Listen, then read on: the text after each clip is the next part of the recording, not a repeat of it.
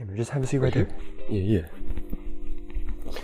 Bro, so I heard you were getting back into Yu-Gi-Oh. Yeah, I've been watching this guy named YuGiOh. Yeah, he opens like, tons of booster boxes, tins. He's got a few deck profiles too. Yeah, hey, what kind of deck did you make? Yeah, I made a deck based on one of his newest videos. I think it was, I'm not sure, I don't remember what it's called, but it's got like cards like There Can Be Only One, Monoxy Robs, Inspector Border, lets me play on your turn. No, not those. Hey, man, maybe, I don't. I gotta go. Like, wait, you gotta go? You just got here, I just gotta go now. I don't have any time to do. You play tomorrow, or I really gotta.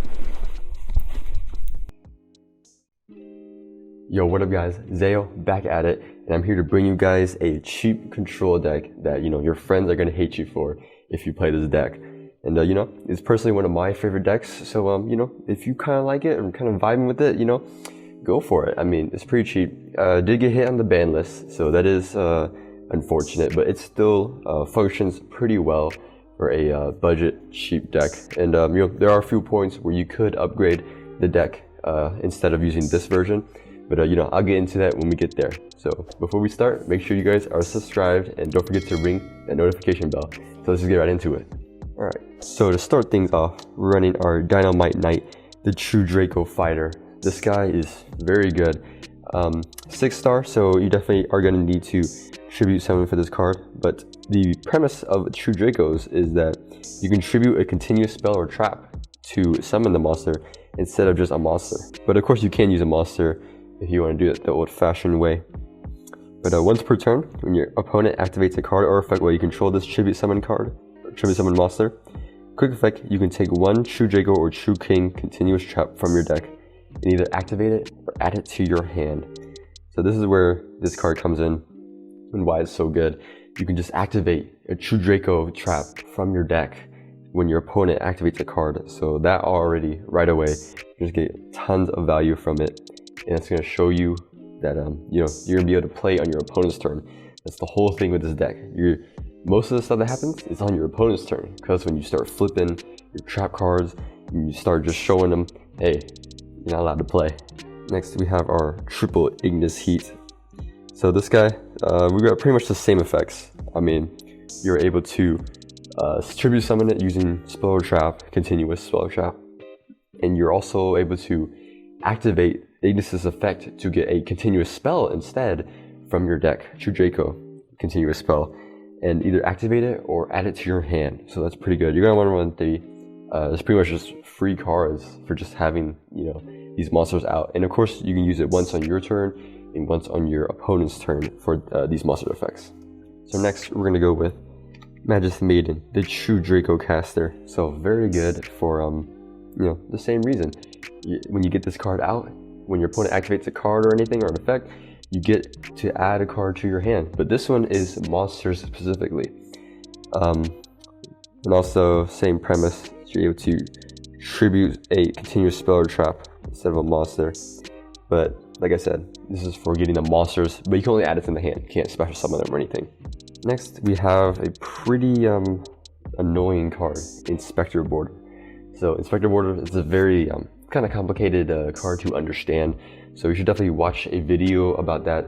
Might plug the link up there on the video on how to actually use this card and how it works. But it pretty much just prevents your opponent from doing anything, really. It's all it really comes down to. Now we have the best field spell, almost. One of the best field spells in the game. That's Dragonic Diagram. So basically, this card you can send a, you can destroy one other card you control or in your hand to the graveyard. You destroy it, send it to the graveyard, and then you can add one True Draco or True King card from your deck to your hand. So it's really your searcher. It also has the added effect of giving True Dracos and True Kings 300 attack and defense. And also, they cannot be destroyed by battle the first time. So you gotta hit them twice for them to actually die. So it's very good. And it's so good that we're gonna be running Terraforming to try and get Dragonic Diagram. And of course, the destroying one of your cards to search, actually, there's more to it than that, but we'll get to it when when we get to the other True Draco cards. And then of course, I'm just going to go ahead and show you guys that the other field spells that I think that would be pretty good to run. Domain the True Monarchs, kind of cheap, you know, that's why I put it in here. I don't like the fact of having only one Dragonic diagram, so putting these other field spells so that you could have some variety, or in case, you know, you get rid of them on accident or they, you know, you lose them. Because Dragonic diagram is pretty hard to get back into your hand, and I don't think we have any way to get it back into our hand with this deck. But Mystic Mine, no introduction needed. That card is super annoying. Literally, if you have no cards, no monster cards, and you put down Mystic Mine, your opponent can literally do nothing about it once they have monsters out. It's hard. They have to hard remove the Mystic Mine to really do anything about it. Alright, so next up we have our, you know, continuous spell for the True Dracos. So this card is very good for, you know, multiple reasons. One, it helps recycle resources that we may have lost during the match. Two, it is a tribute fodder for your True Draco cards because it is a continuous spell. As with all the other True Draco spells, they are continuous. Along with the traps, they're all continuous too. But the other effect is that once you resolve the effect of targeting the 3 True Dracos, shuffling back in and drawing one, you then are allowed to tribute summon once more for, you know, no extra cost at all. During your main phase, you can immediately, after this effect resolves, tribute summon 1 True Draco or True King monster face up. So I mean, that's pretty good. That's like technically True Draco's way of special summoning, is that you're just tribute summoning again, and it's pretty easy. Like, you could use this card, get the effect to draw one, and then maybe you drew a True Draco, you can tribute summon that right away using this card already. And that's not all. There's one more effect. When this card is sent from the spell or trap zone to the graveyard, you can target 1 spell or trap on the field and destroy it. You're really just getting so much value off of one card. It's got 3 different effects, and this is true with all of the continuous spells for True Draco, and also the traps. But the traps pop monsters as opposed to spells and traps, so that's why these cards are so good, and why True Dracos can really only synergize with itself for using these cards. Next we have another spell, True Draco Heritage. So what this card does is during your main phase, you can draw cards equal to the number of True Draco / True King cards types that were sent to from the field to the graveyard this turn. So if you, you know, pop your own spell card, then you activate Heritage, then you can draw one. But if you pop, you know, maybe your monster in trap, in spell too even, then you draw 3. So like, this is very you know, situation dependent on how good it is, but overall it's still very good. Has the same popping effect of a spell or trap when it gets sent from the field to the graveyard. So I mean, you just can't lose using these cards. Continuous spell. Alright, now we have some draw power, so Pot of Desires. So you may be wondering, you know, running this with a ton of 1-ofs in the deck, and we have to tell you we have to, because this card doesn't have too much draw power. I know what you're thinking, those 2 are like draw power and all that, but hear me out. You know, this is a very slow deck, so to get started, we need something to make us plus right away. Those cards really only have effects maybe like a turn later, when you start building up your board, or when you have cards in the graveyard, but you don't always have that right away. So Pot of Desires just helps you generate instant advantage right away, and it's okay if you lose, you know, a couple of those cards. Some of them, you know, you don't need them to win, but they're nice to have. But Pot of Desires is definitely better. Now we have Pot of Duality. So this is very good. So you know, we get the nice effect of searching for specific cards. So pretty much Pot of Duality is really just like going neutral in your turn, or like when using the card, because you can excavate the top 3 and choose any one of them that you want. The only downside is that you cannot special summon during the turn you activate this card, but good news, True Dracos does not special summon. Like I said before, in the spells and traps that you can tribute summon right away, that does not count as a special summon, so that's pretty good. So Pot of Duality does not hinder us like at all, except for maybe one card that might hinder us, that this might hinder a little, but very good nonetheless. Now for our last draw card, we play the 1 card of Demise. because it got hit. And you may be wondering, is this really worth it? And I have to tell you, it's so worth it, because all your spells and traps, you're just gonna set them down to use them on your opponent's turn. So card of demise, if it's your only card in the hand, then you draw 3. That's really what it boils down to. And you don't get to dish out damage that turn, or you're not allowed to special summon for the rest of that turn either. And also you send your entire hand to the graveyard after. But this is still amazing, because True Draco does not win in 1 turn. You win in like maybe 10 turns, 15 turns, 20 turns. You're really just stalling out your opponent and maybe forcing them and locking them into some, one monster on the board, and then continuously attacking over them because they can't do anything. That's why card demise in here. It's also very cheap because it got hit on the ban list. Alright, now we have the amazing trap card of True Draco. True Draco Apocalypse. So what Apocalypse does is that if this card, no, that one, you can target one other True Draco or True King card you control and destroy it. And if you do, the attack of all your opponent's face-up monsters is halved, right in half, attack and defense. So why that's good is this lets you dodge battles with your True Draco cards. Also, it lets you send and destroy any of the spells or traps you have in your zone. That means you can get spell pop and decreasing the attack of your opponent's monsters. So this is how you're going to beat over your opponent's monsters, because the stats on them aren't really too impressive, but with this card it's super annoying. And then you can also just use this as tribute summon fodder to pop a monster and get your True Draco out. So pretty standard. It also has the same effect that you can tribute summon right after the effect resolves if it's during the main phase.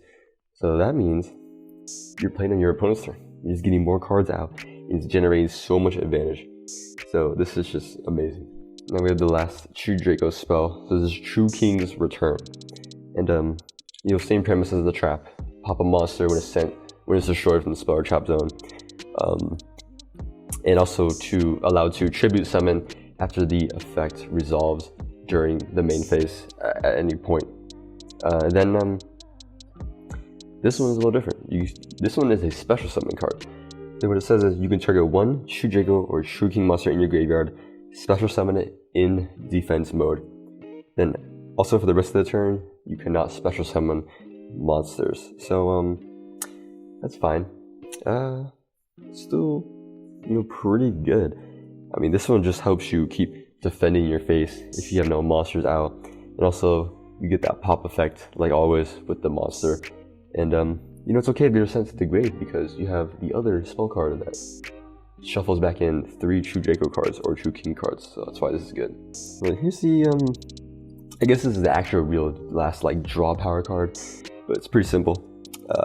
Add a worm from your deck to your hand. So your monsters are all worm, except for Inspector Border.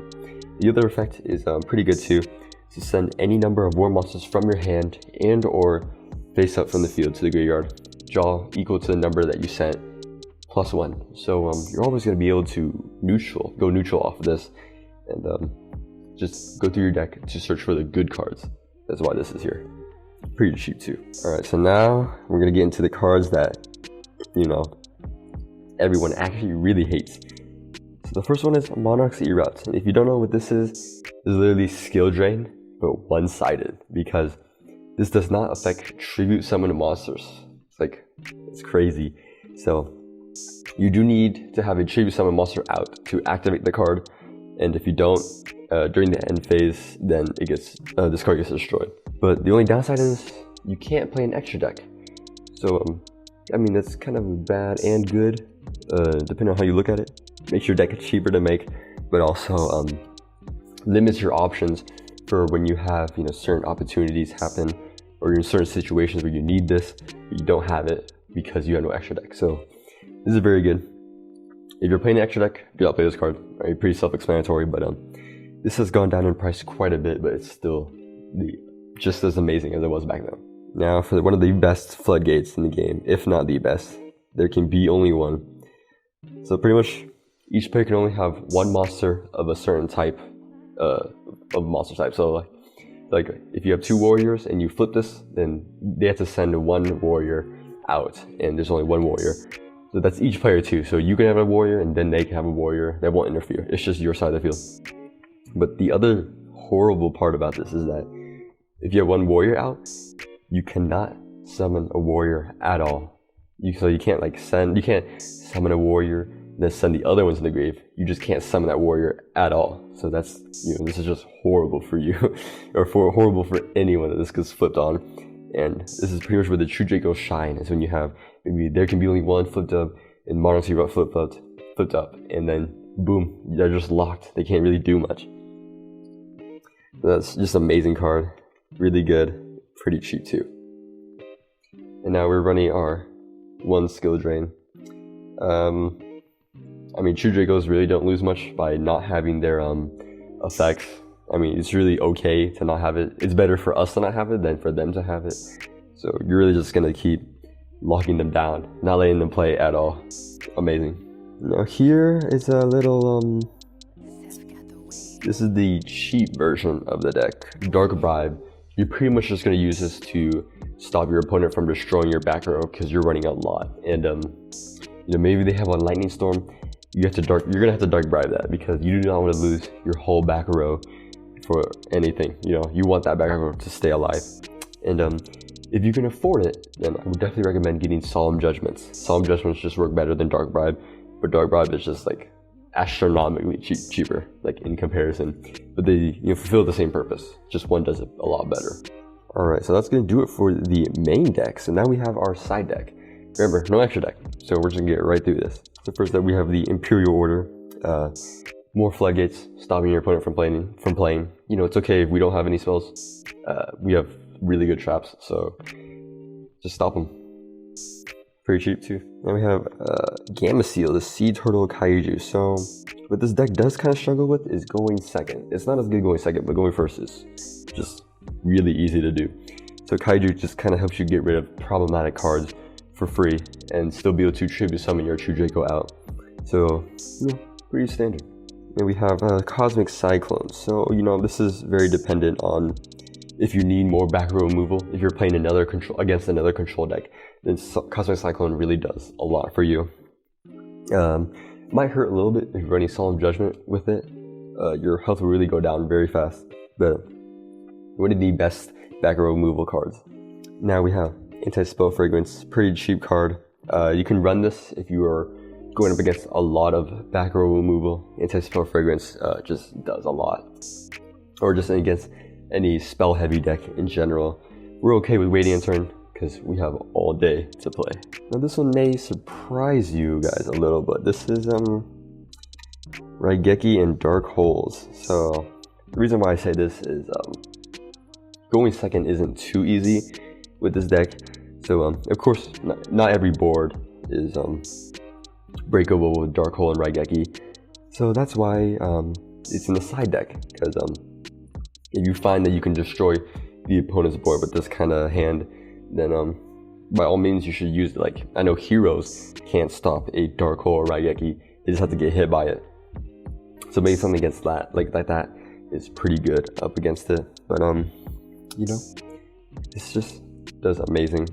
Cheap side deck card. I mean, why not? Alright guys, so that's gonna do it for me. I mean, that's the cheap control deck that I really like. And go make your friends mad with this deck. There can be only one super annoying. Monarchs are up super annoying, but I think it's fun. I mean, super slow. I've actually decked out one of my friends. I have like a screenshot of it. I didn't have the recording, but I literally just waited him out and made him deck out and just abused the recycling spell card, the continuous spell card. But definitely used to be one of the most hated decks. Not too hard to handle now, but casually it's pretty viable for just playing around with some friends. But so like I said, that's gonna be it. Now make sure you guys leave a comment down below on what you think of the deck or this deck list in general. And make sure you are subscribed, and make sure to leave a like if you liked the video. So until then, see you guys later.